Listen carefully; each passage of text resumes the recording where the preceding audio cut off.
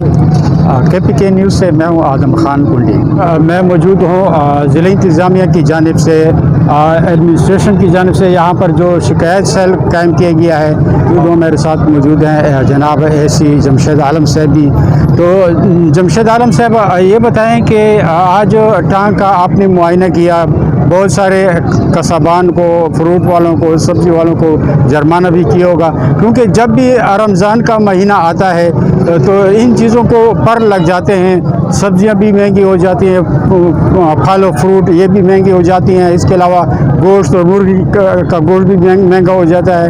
تو آج آپ نے کیا کام کیا ہے وہ ذرا تفصیل سے بتا دیں. حکومت خیبر پختونخوا نے رمضان کے مقدس مہینے میں عوام کو ریلیف پہنچانے کے لیے یا اشیاء خوردنوش کی قیمتوں کے حوالے سے عوام کو ریلیف پہنچانے کے لیے اس دفعہ جامع اقدامات کیے ہوئے ہیں.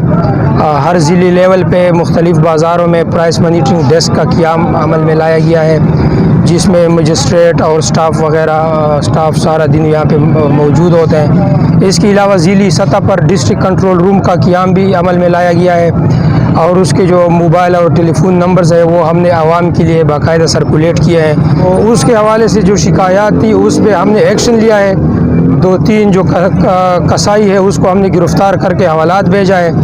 کچھ کسائی جو تھے وہ انہوں نے دکان چھوڑ کے بھاگ گئے, وہ دکان ہم نے سیل کر دیا ہے, اور اس کے خلاف بھی قانون کے مطابق جو ہے وہ کارروائی عمل میں لائی جائے گی.